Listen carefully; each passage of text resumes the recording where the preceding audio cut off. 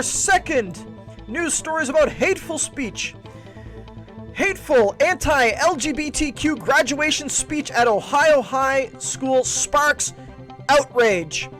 And then the subtitle there, when he made the comment that marriage should only be between a man and a woman, my jaw dropped to the floor, one alumna said.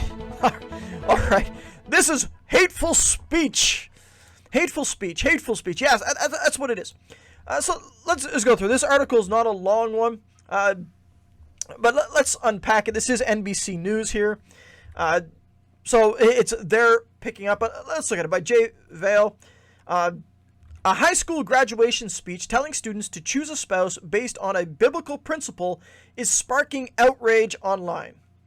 Choose a spouse, I suggest, alumnus Jim McGuire said in a commencement address at Riverview High School in Caledonia, Ohio. I also strongly suggest that you make sure to choose biblical principles. You know, a male with a female and a female with a male. That's what he said. Remember, what did they just call that? Hateful anti-LGBTQ. Hateful. It's absolutely hateful. How dare he say this thing? Now, I'm going to ask you, what did he say was wrong? What did he say that was wrong? He didn't say anything that was wrong. He said it was biblical correct. He said, choose a spouse. And then he said, I also suggest that you choose it based on biblical principles. I'm going to tell anybody that. I really am. Choose a spouse based on biblical principles. Now, it's more than just male and female with male. There's more to it. But that's what he's doing. Now, the funny thing is, this is considered hate speech. But if I look at this scientifically, okay, evolutionary. In evolutionary, when you want to break down, in evolutionary, what is the purpose of life? What is our purpose in life in evolutionary? Evolutionary point of views. The evolutionary point of view is to propagate the species, to pass on our genetic code to the next generation. That's really all it is. That's your purpose in life according to the evolutionary theory. Now, ultimately, in the end, it's nihilistic, because in the end, it ultimately doesn't really matter because everything's going to be destroyed. It doesn't matter if it's 10 billion years from now or if it's 10 years from now. But that's the purpose. Pass on genetic code. How is that done? It's not done with a female to a female. It's not done with a male to a male. So by the very logic, evolutionary theory would say choose a spouse, one that you can have children with. That's what it would be. So it would say male with female, female with male. So the propagation of the species. But if you were to stand up and say that, now they would say you're being hateful. Well, actually, I don't know. I don't know if they're upset because he said use biblical principles or just because he said male and female. It's one of those two. Now, basically, that's the whole article. It really is the whole article. But let's read a little bit more, okay? So it's going to break it all down now. I say, Caledonia, about an hour north of Columbus, had a population of 560 in 2020 census. I really don't know what that has to do with anything, but okay. Since the speech last week, McGuire remarks have been called hateful and inappropriate.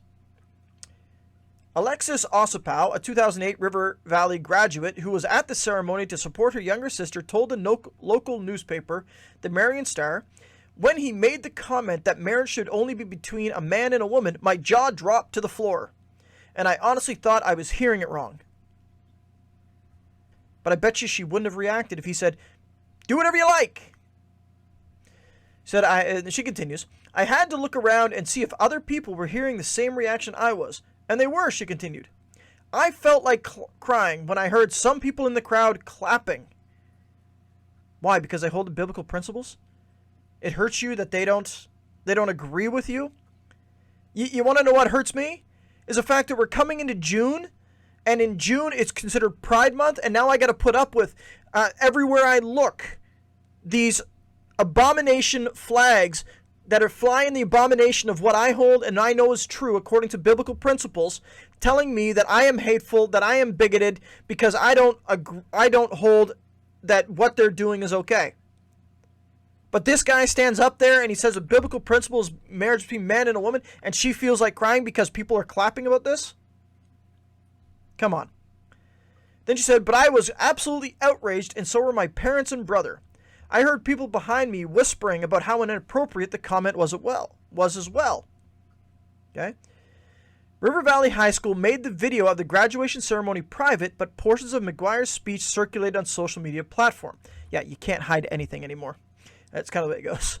One Twitter user wrote, "He made himself the center of attention instead of the graduates and their accomplishments. He should take his ignorant views back to the 1950s. His ignorant views now. Ignorant. Are they aware that ignorant means uneducated, as in he doesn't know? Maybe he does know. Maybe he's looked at the stats and figures on how the suicide rate is actually higher amongst homosexuals, both male and female. How the divorce rate is actually far higher. You're 4 times more likely a lesbian couple to get divorced than a straight couple. How about those kind of things? Maybe he's looked at those things. Huh? One user of Facebook shared a post with a clip of McGuire's speech and had a captioning asking the administration to address the hateful speech. The user also extended sympathies to LGBTQ graduates, writing, "I'm sorry this hateful speech overshadowed your amazing achievements and the incredible special milestone in your life." So that's hateful speech, but students attending classes being told that they cannot speak out on biblical principles. That if they mark an answer, a biblical answer on a test, even if it's scientifically accurate, it would be considered wrong. That's not hateful? So let's get background on McGuire. McGuire, a business owner and board member of the Marion County Board of Development Disabilities, told NBC News in an email, "My speech was not anti-anything." He says there was not a negative word or statement in a speech to anyone or organization. Being positive is who I am. He also shared a statement he sent to the high school in which he said, "I truly had the best interest in the graduates in mind. The graduates were my audience." I agree with this. He has.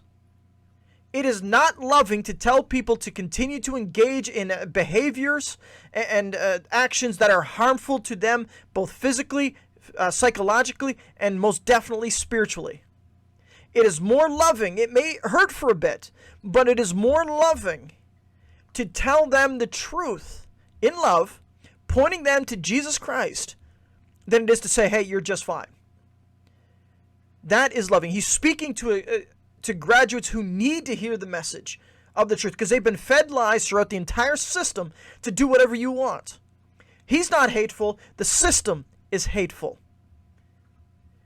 Just because somebody experiences some discomfort doesn't make it hateful. Just because it doesn't mean their life is going to be easy doesn't make it hateful. The most loving thing we can do sometimes is to cause people to stop, to ponder, and feel sometimes regret and shame. And that will point them to sorrow. Even in the Bible, the Apostle Paul wrote to the church at Corinth. He says, "I'm sorry you got upset."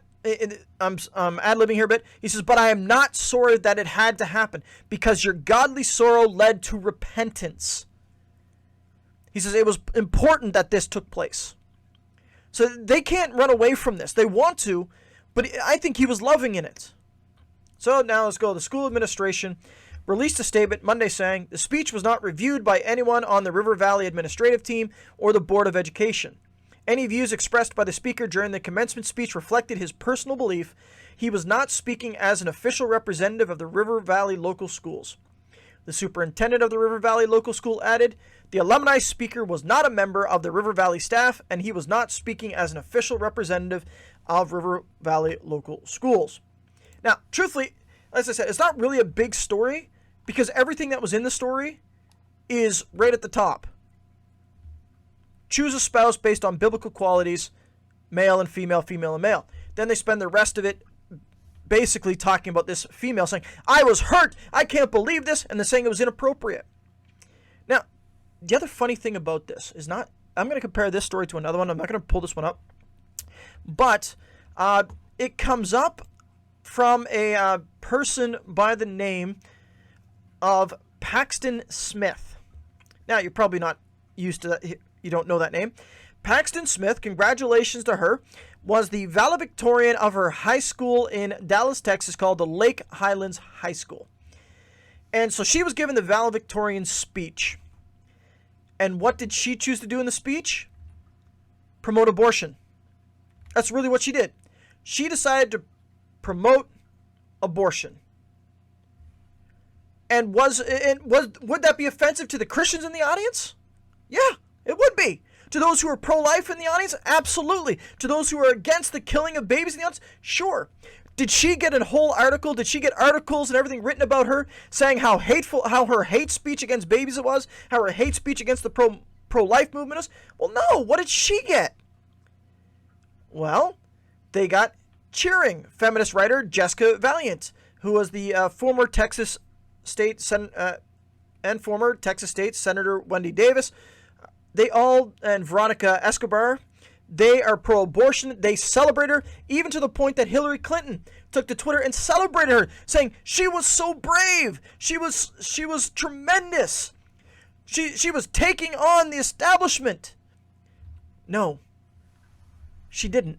What she did was give way to wickedness. You see, there's the double standard. The standards of God they do not want. They want to do what they want.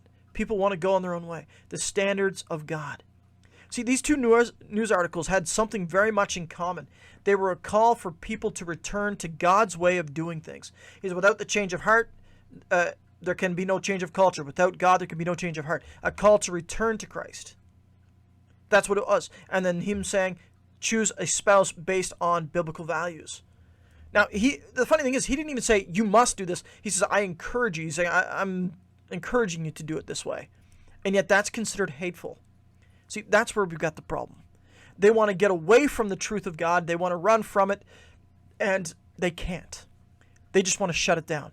What do? They claim that they ignore the issue, like we see in the first article, or we see in this one, they just want to call it hateful. So they're literally calling the biblical teaching of morality, of marriage, of God's standard, they're calling God's standard hateful. And so ultimately they're calling God hateful. This is good being called evil and evil being called good. But in the end, it is God's standard that is the means. And so I will agree here with Jim McGuire.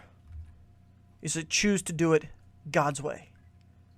But I'm saying not just in marriage, but in everything. Let's do it God's way. Hey, I just want to thank you for watching. If you like the content, want to subscribe, like, tell a friend, get the word out.